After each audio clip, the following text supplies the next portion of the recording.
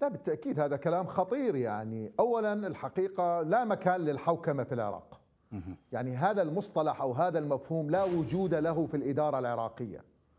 نعم يعني دائما ما يتم استخدامه على سبيل البروباغندا، ولكن عمليا لا مكان لمفهوم الحوكمة في العراق. هذا أولا. الأمر الثاني المهم أنه طبيعة النظام السياسي العراقي انعكس على بناء الدولة، وبالتالي طبيعة الصفقات، طبيعة التواطؤات حكمت الدولة العراقية. يعني لم تعد تقتصر على النظام السياسي، وهذه واحدة من إشكاليات الخطيرة داخل العراق. وبالتالي تشكيل الحكومة أصبح قائما على صفقات وتوافقات بين أحزاب سياسية أو بين فاعلين سياسيين من دون وجود أي أطر تحكم عمل الحكومة.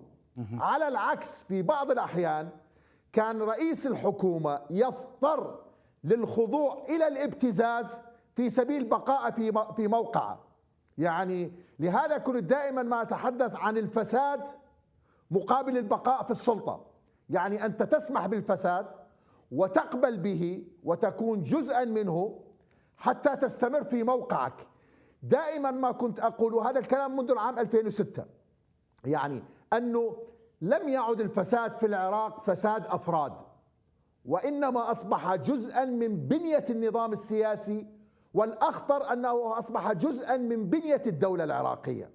لهذا تجد أنه كل مستويات الإدارة بدءا من الوزير نزولا إلى أدنى مرتبة كانت تخضع لهذا العامل، تدخل الأحزاب وتدخل الفاعلين السياسيين فيه. لهذا لم يعد هناك إمكانية للحديث عن إصلاح أو تغيير أصلا. يعني ما تحدث به السيد علاوي لم يكن دقيقا عندما تحدث عن أن هناك أطراف تقف ضد التغيير أو ضد الإصلاح. لا إمكانية أصلا للحديث عن تغيير أو إصلاح في ظل بنية الفساد الحاكمة والمتحكمة في العراق.